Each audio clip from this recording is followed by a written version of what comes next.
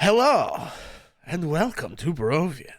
I am your humble master of dungeons and keeper of dragons, Pixel, and I am pleased to present to you the political machinations of strange and powerful interlopers from beyond the realm, the outside agitators destroying the delicate internal balance of the political arrangement of the humble town of Alaki. 40th episode of Ages of Einor present The Curse of Strahd. Yo, what is up, everybody? Welcome, my friends. I am Pixel, as I stated before, and we are going to get into the game here in just a few minutes. Manic intros aside, but before we do have those usual housekeeping things. But you all have heard this rigmarole before, I presume, but there may be some new folks popping in light of some things that are happening this week. So first things first, my friends, on map screens, try not to spoil stuff. You're going to see GM things. You may see things that are grayed out or hidden or behind walls the players can't see through, things like that. Players will be in chat interacting with y'all during the course of the game, so try not to spoil stuff if you see it on the screen. Second thing, don't forget about the rules. If you're an expert on D&D 5e and we get something wrong, don't forget about it. Sometimes we forget what the rules are. Sometimes we make something up that's, close enough. If we're trying to remember what a ruling is and you know what it is, feel free to put that in chat. But if we don't see that and we just make a ruling or something, we're not going to go back and fix things. We're just going to try to get it right next time. Thirdly, as always, this is an open and welcoming space.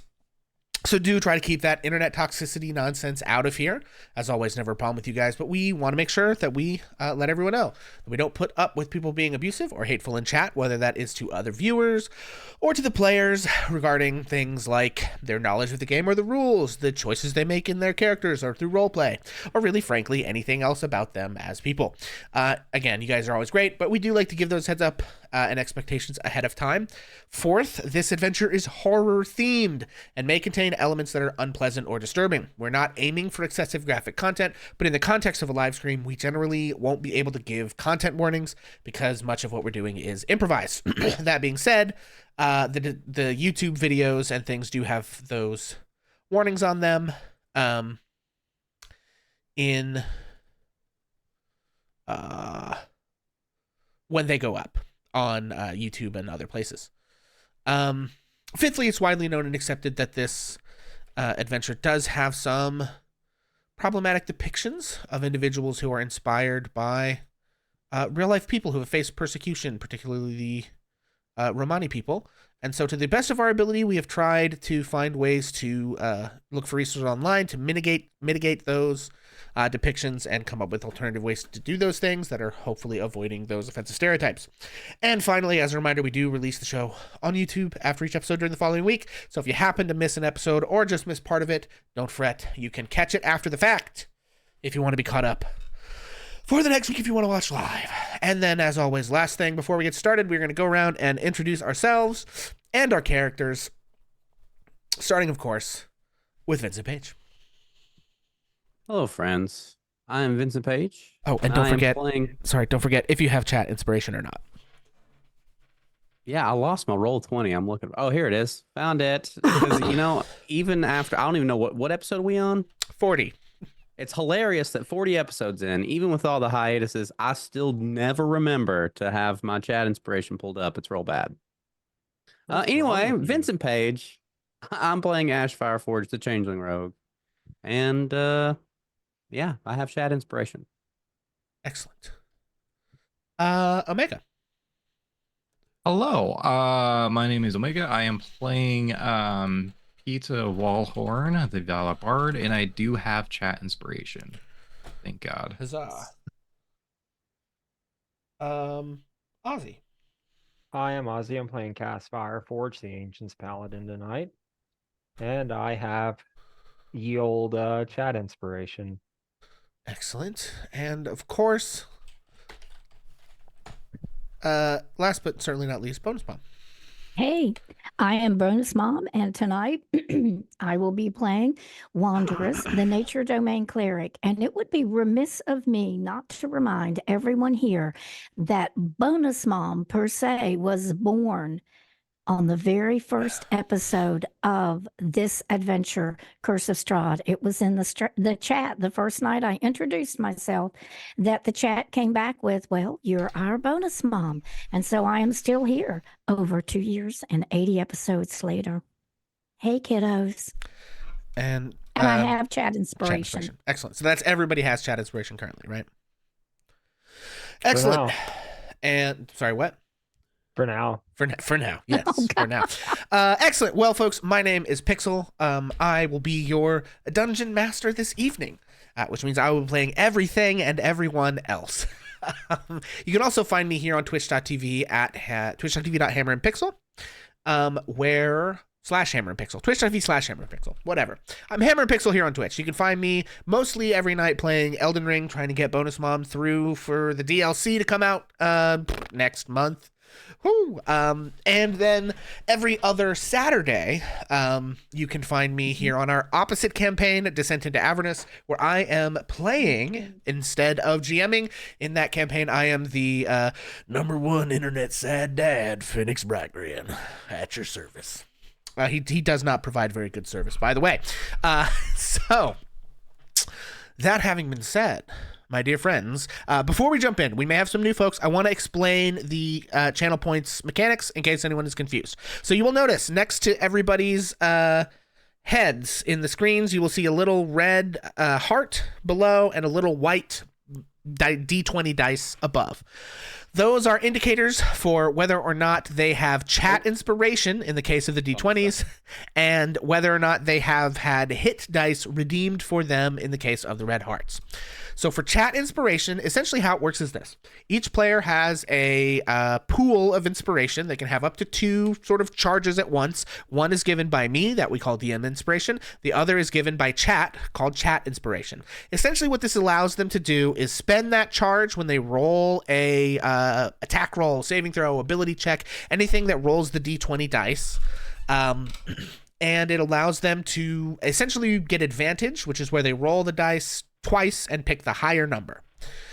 This is especially important for, if important rolls, attack hits that miss, important saving throws that they didn't get, things like that. You folks can give them chat inspiration by spending at currently 2,500 channel points to grant inspiration. Pro tip, save your chat inspiration for if you're going to throw your brother's corpse through a trap in the death house. Definitely. You definitely want to Yes. save. Definitely want to save that. So the white dice in the corner indicates that they currently have chat inspiration and are therefore not eligible for another one, which is kind of the inverse of how the hit dice mechanic works. The hit dice, once per session per character, you can redeem a hit dice on them for 1,000 channel points. This allows them to roll one of their character's hit dice and gain that many hit points plus their constitution modifier. If they go over their maximum hit points, they can just add that as temporary hit points. And that red heart indicates that it has not yet been redeemed, and when it is redeemed, I remove it from their character thusly.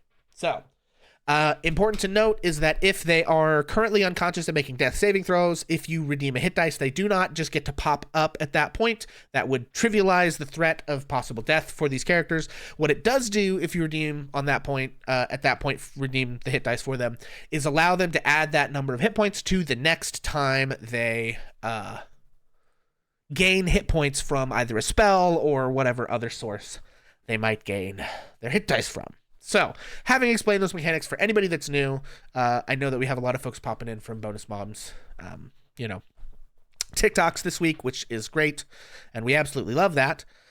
Wanted to make those mechanics clear for the new folks.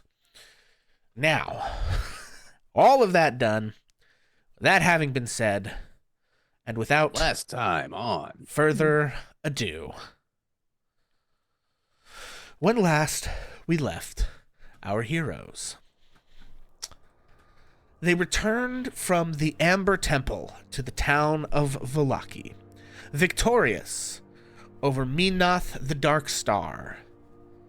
They had contravened their word to let her run free in Barovia for the return of Thorin, Ash's dead brother, and, unknowing to her at the time, Cass's dead brother. They had contravened their word and then returned to Vallaki for their war council. Their allies had gathered in the Blue Water Inn. And then they moved into Mordenkainen's magnificent mansion, relying on its magical extra-dimensional space to shield them from prying and perhaps scrying eyes. After long discussion, our heroes received new information from their monster-slaying friend Van Richten that the powerful artifacts they had acquired, which would grant them the ability to wield sunlight as a weapon, would grant them significant advantage over Strahd, and that much of the plotting they had been considering up to that point might, in fact, not be necessary. And given that much of that plotting involved other allies and even the townspeople of Vallaki fighting against Strahd and his allies without the heroes present, as those attacks would be cover for a mission of the heroes to infiltrate Strahd's castle and defuse this rumored power he possessed, according to the wizard Mordenkainen while he was in his lair, many of their allies were understandably reluctant to face Strahd without the heroes and their artifacts at their side, even as a diversion. In the end, our heroes decided to settle the political matter of Vallaki and break the uneasy stalemate between the three factions before making their assault on Castle Ravenloft. As it stands, their ally Ismark leads a small faction of townsfolk seeking refuge in the Church of St. Andral, which is the site of Strahd's now infamous attack on Vallaki some weeks ago, which set into motion the events which have resulted in the death of the former burgomaster and his family. The church was that very night reconsecrated by Cass after the sacred relic, the bones of St. Andral, were returned by their ally Erwin Martikov, who had retrieved them in his were-raven form from the coffin maker who was being blackmailed by Strahd's spawn to have them stolen in the first place. And the church now serves as a safe haven for some of the villagers.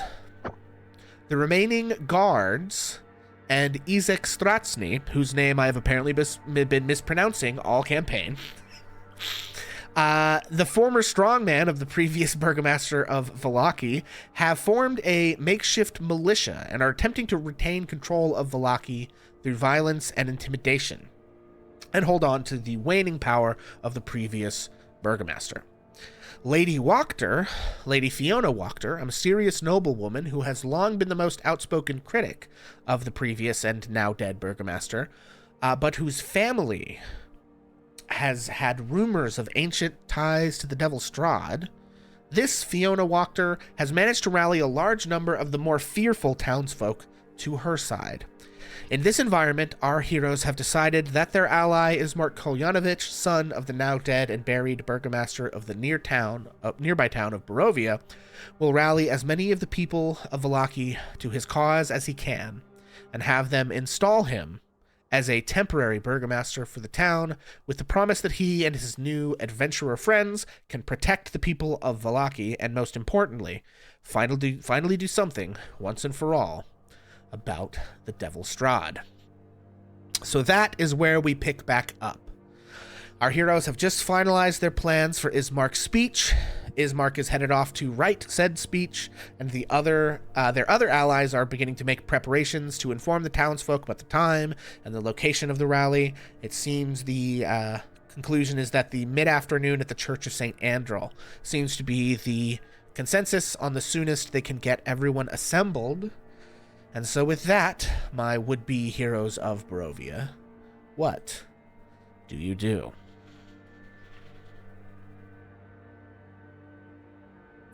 So we left off night in the mansion, yes? Yes.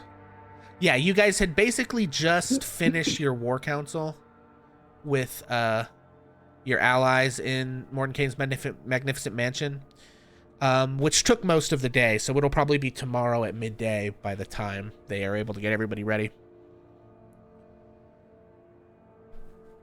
Right on. And if you'll recall, I believe Mordenkainen had put the door to his magnificent mansion in a sort of inconspicuous place within The Blue Yeah, Water it was Inn. like the broom closet thing. Yeah, basically. Okay, so we still got some daylight left, is what's kind of going on here, yeah. Yeah, I mean, you have time to do any preparations you guys think you might need to do. If there's anything specific, or if you have any, people you need to talk to, or we can kind of hand wave things and just jump into the following day. It's up to you guys.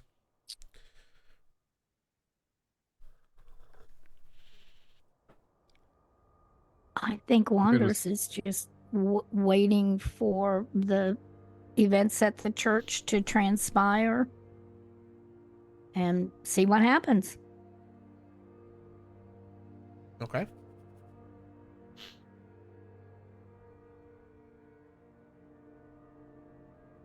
Yeah, I think PETA's I think gonna be probably like gonna be pepping up Arena and trying to be like, okay, like you got this. Like we've like I know it's like a lot to take on, but like I'm sure that you'll do like great. Gotcha. You're sort of inspiring the Yeah. crew. Okay.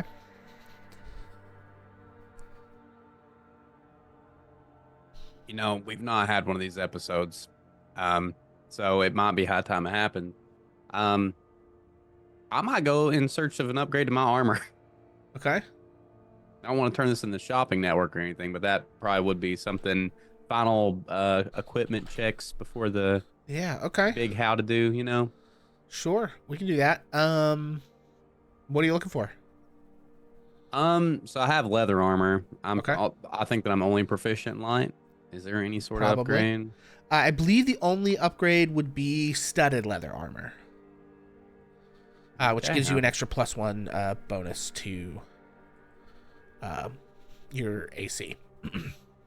It's not like I need a huge boost with my evasion and stuff, but I'll tell you that I'm going to take it.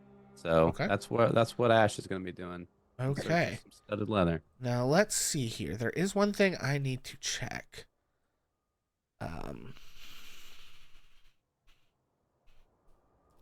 Give me just a moment.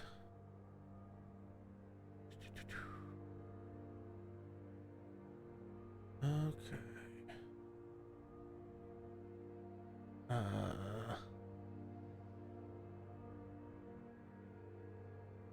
That's not what I'm... Okay.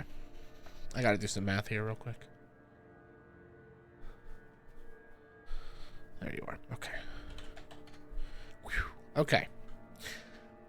Yeah, so you do manage to find your way through town to the Arisec stockyard, which is kind of there's like a general sort of, they sell things there, basically. It's kind of one of the only shops in town. And you are able to find some armor.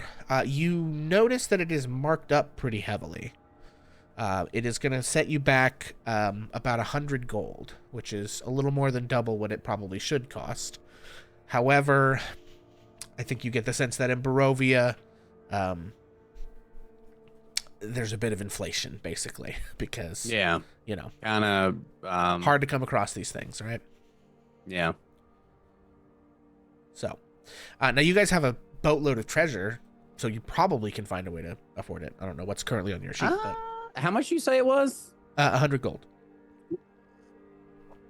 Well, we have not fenced any amount of treasure. I would like to first Well, yeah, off but you say. might be able to barter some of that stuff with this person. You could. I'm just going to allow you, for the purpose of this, to assume any treasure I've given you that has a gold piece value can be hawked for, equal exchange here. Okay, if that's the case, then I have enough. Okay. Yeah, you can do the bookkeeping your own. We don't have to necessarily go through which silver cups and wedding dresses you sell. But got this one off of this guy. Maybe, yeah. Sorry. Okay, so yeah, you can add studded leather to your character sheet, and that'll bump your AC by +1. It gives you 12 plus your dex mod total. So Okay, cool. Yeah, that's basically all I wanted. okay. I have a magic weapon. I can't imagine moving out of that. All right. Anything from anybody else? Yes, as evening begins to approach, Wanderers is sitting in the tavern, right? Because I'm assuming the Mordenkainen thing is gonna it went away, or is it still there? What?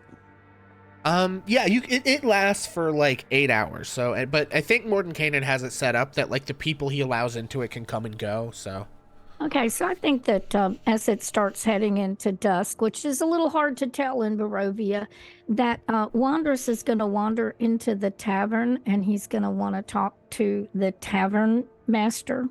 okay. Yeah, you find Erwin Mardikov standing there. He, has his sort of signature hair and beard streaked with generous amounts of gray as he sort of stands there. He's closed down for the night, much to the chagrin of the local folks. But, with all the unrest, I think there have been a couple nights that he's closed, so it's not standing out as particularly strange. Well, one of the things that happened to Wanderers recently, he had gotten a small plant from the very first grave, one of the place where we got the tome about Strahd, the book that explained kind of who and what Strahd is. And it was kind of this limp, pitiful little plant. And he'd been nursing it along, keeping it kind of in his pocket. And it had bloomed and had turned into a healthier plant.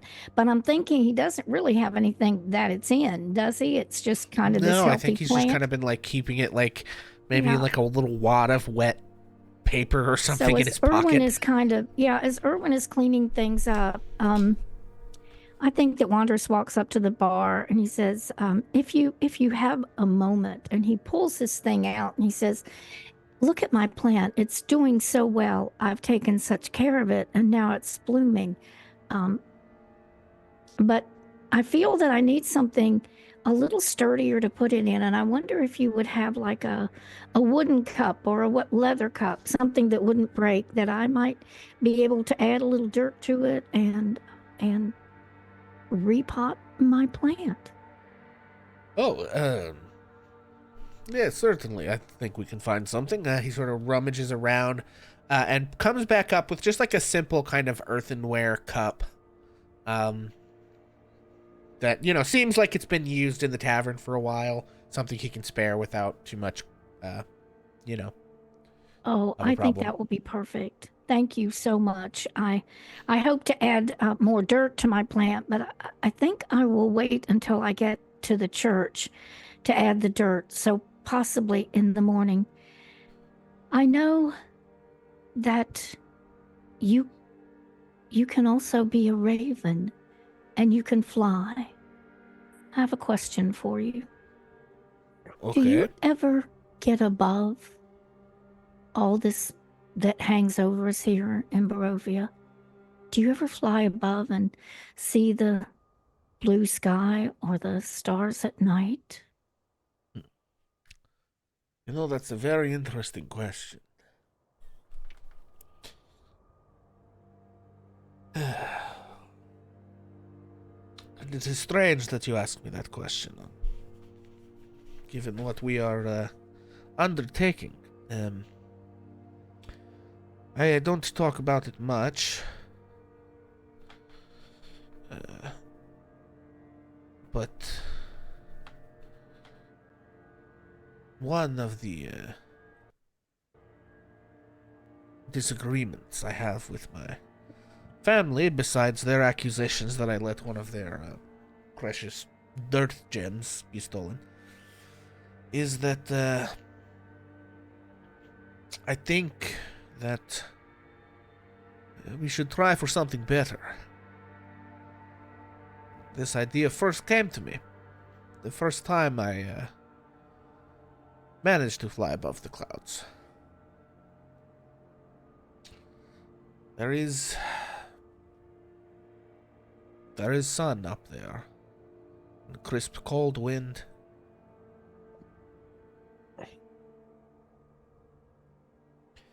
They are afraid if they fly without the mist to cover them that they will be seen, but I think it's better to risk it. To see what you are fighting for, no? Yes. I had hoped so much that were true.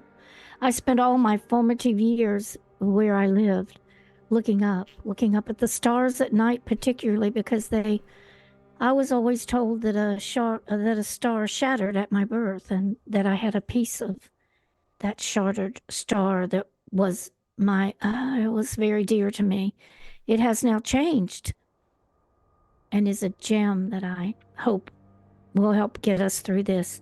But take heart, my friend. I have learned so many things.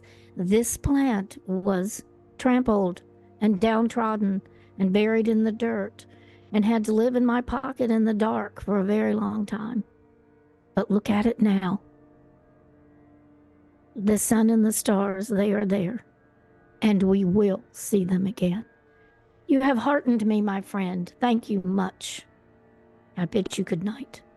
It is amazing what kind of change even the littlest thing can make. Yes. All right.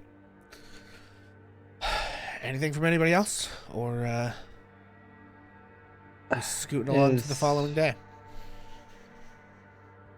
Would Ash be back at the tavern yet? Yeah, I mean, it doesn't take that long to go by. There's a little bit of haggling with this rather dour Barovian fellow, but... All right. All of a sudden, Thorin just pipes up. He's been pretty quiet the last day or so. He's just been trying to collect himself after being brought back, but he walks up to Ash and he's like, Ash, I think there's something I can do to help. I feel like Ash would be a little bit skeptical after the last time he helped and sacrificed himself. Help with what? Like with the fight. Like with us fighting Strahd. Because, I mean, let's be real. I'm only going to hold you guys back if I stay here. But there's something I can do to help everyone out.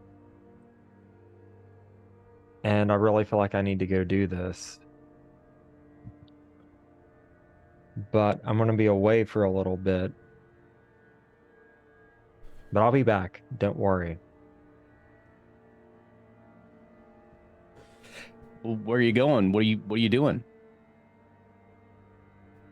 I just have to go. But on the day of the attack, have someone cast sending my way, and I'll do whatever I can.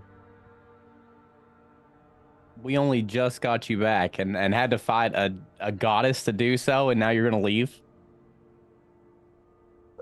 Look for me on the dawn of the fourth day.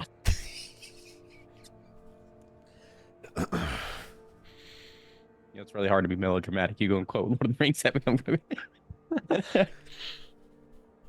But I'll be back. That I promise.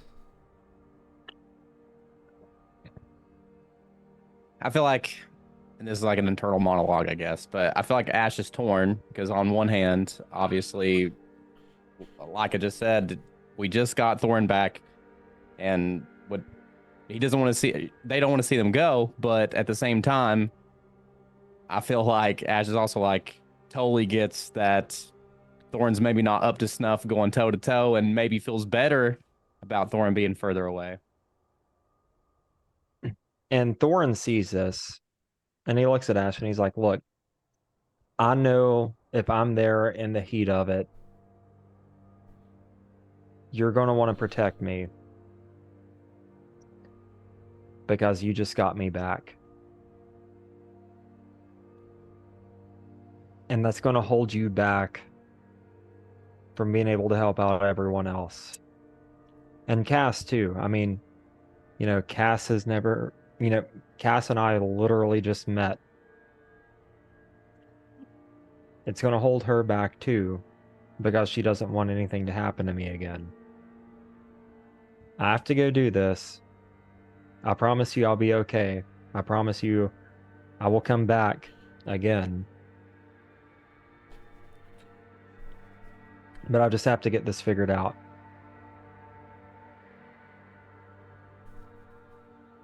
I trust that you know what you're doing, and I believe what you say. Okay. And with that, Thorin walks out of the tavern. Yeah. Thorin walks out of the tavern and the door slowly swings shut.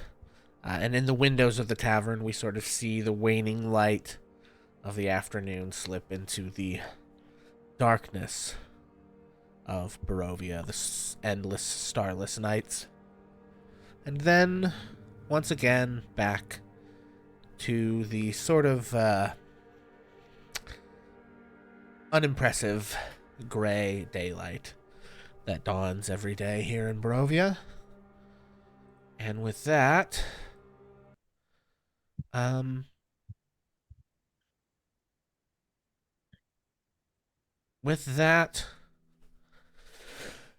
movement and action in the morning. People are getting up. There's some quick breakfast to be cooked. And your allies are making every effort to see to the success of the plan that you have hatched together. They have messengers sent out and to inform the townsfolk. Ismark and Irina rush off to the church to see to things there. And before you know it, that afternoon, you all find yourselves standing behind Ismark on the steps of the Church of St. Andrel. A large crowd is gathered, and Ismark begins to speak.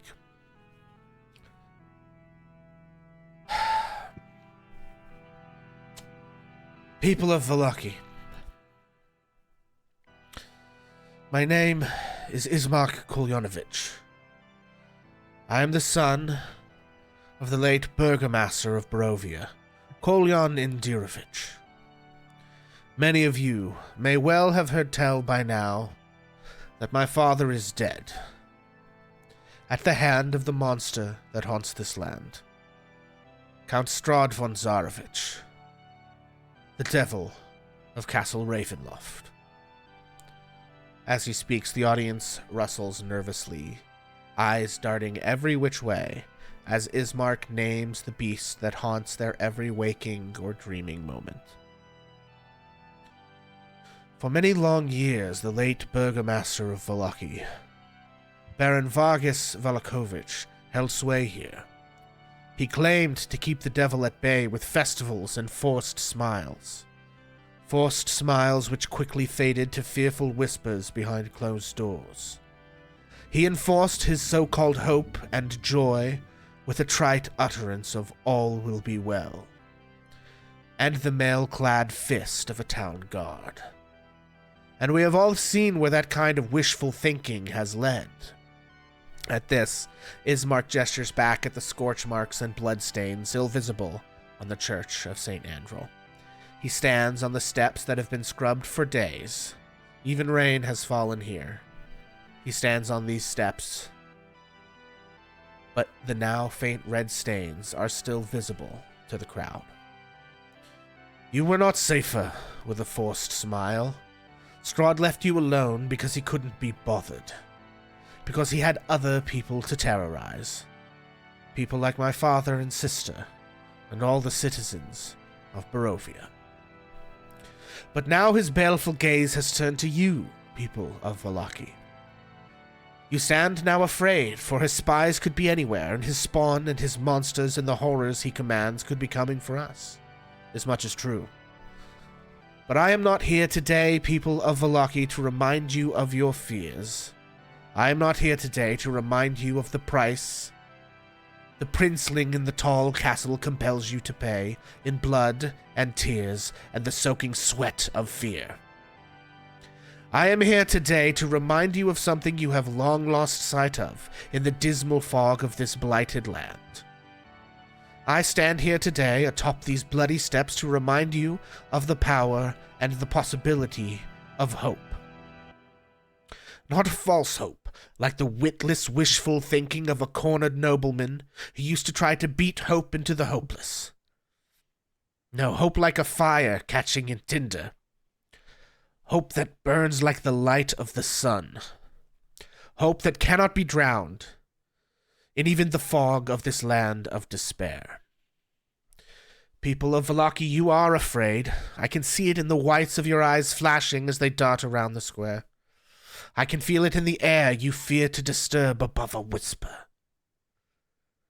I am not here today to remind you of your fear, but neither am I here to relieve you of it. Your fear is not irrational. Strahd is powerful, more powerful than you even know. I myself have faced him and lived. Not because I overpowered him. No. I lived because he allowed it. Because he still felt he could play with his food. I know I am no match for him. None of us are. That is why I am not here to relieve you of your fears. I am standing up here today to help you remember that hope is not the absence of fear. The cold hand of fear can grip a heart that nevertheless dares to move its hand in hope. People of Vallaki, yes, you are afraid. But today I am here to tell you to hope. Fellow Barovians, you know I would not dare to utter this word lightly. This word is our cursed treasure, the one we dare not even admit to ourselves. A knife that cuts the very soul. A terrible, cursed thing that hurts to have and hurts to lose, and most of all, hurts to refuse. There is no escaping the pain of it. Not here. Not for us. So I come before you today to remind you that though you have no choice but to be cut one way or another by the knife that is hope, that even so you are still given the choice of the form it takes. Will you bury it once again and refuse its light, slink back into the darkness and despair, tear it out of your heart and stamp it until it shines no more, leaving you alone in the depths? Or will you dare to choose another way? I said before I would not speak this word, would not wield this knife that is hope frivolously. And I repeat that I would never do such a thing. I have spent my life refusing to let myself dream of a day without the devil. But even my refusal to let myself so dream in its own way tells me that I wish to dream of it. Is it not so for all of you as well, people of Vallaki? Well, I am here today to tell you of the reason I have let myself hope. The reason I have let myself dream now. Behind me stand before you those brave individuals who confronted that blood-soaked monster here in this very church. And I am here today to tell you that I have seen with my own eyes the power they can bring to bear, and the allies they have found hidden from Strahd's gaze. And I am here today to tell you that I believe they can wield a power which can finally rid us of our tormentor once and for all. However, my fellow Barovians, there is a matter which hinders their plan to take the fight to Castle Ravenloft and put down this beast. My friends, the matter of Vallaki itself gives them pause. We stand now a town divided. Those remnants of the iron fist of the old Burgomaster Valakovich seek to rebuild what you yourselves have torn down. Even now, Izek and his men move to take your town by force and return themselves to the position of power. And for all his faults, they don't even have what little measure of cleverness old Valis Valakovich once possessed. And you all know well the rumors which surround Fiona Wachter and her family. They are in league with Strahd, and even now I hear they counsel their followers to roll over like docile sheep and wait for slaughter, their only hope that they themselves are spared von Zarovich's wrath. And scant hope that. Would you really trade a boot on your neck for a fang in your throat? And so, people of Vallaki, I come to you today with a reminder of hope and with a request from those willing to fight and die for your hope. Make me temporary burgomaster of this town. Help us resolve this tempestuous division of Vallaki. With your help, we can ease the troubled minds of these adventurers as to the state of Vallaki. They will know that we will not mobilize to aid Strahd against them as they make their move on the castle. And they will know that Izek Stratsny and his loyal thugs can't seize the town as soon as they leave it unprotected, and prove a threat to you that they cannot mitigate while they move on the castle. I will leave you, people of Vallaki, with this. Many long years you have made a choice with the knife that is hope. A choice that, it seems, has remained rooted in fear. Though that is understandable given the circumstances we have all shared all this time, I tell you now that an opportunity has finally come to choose hope in spite of fear. Will you let it pass? Will you let it slip through fear-feebled hands? Or will you grab on to the last, best hope you are ever going to get? And as he wraps up his speech, murmurs begin among the crowd. Murmurs that turn to cheers. The crowd stands now, cheering, excited for the prospect of something different. But as the cheers of the crowd wane slightly,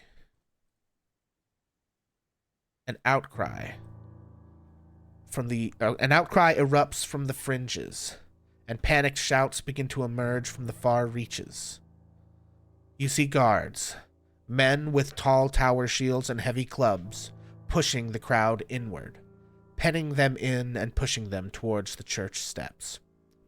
You see several guards with heavy crossbows pop up on the roofs across the street. And directly across from Ismark, climbing onto the roof of a house, is a big man, heavily armed with a strange and misshapen arm. He rises to the top of the roof and shouts to the crowd, "This assembly is now declared unlawful. All present will be subject to arrest upon the order of Izek Stratsny, temporary burgomaster of Vallaki, pursuant to Emergency Measure 1. Guards, charge!" And I would like everyone to please roll initiative. Oh shit! Here we go again. Oh, I forgot to hit my token. It's been a while since I rolled initiative, but I gotta find. Where did I? I got no. Damn, Omega. Roll a 20. There it is. Okay, so this this battle is gonna have some pretty different mechanics, and I need to change music now that we are officially in battle times.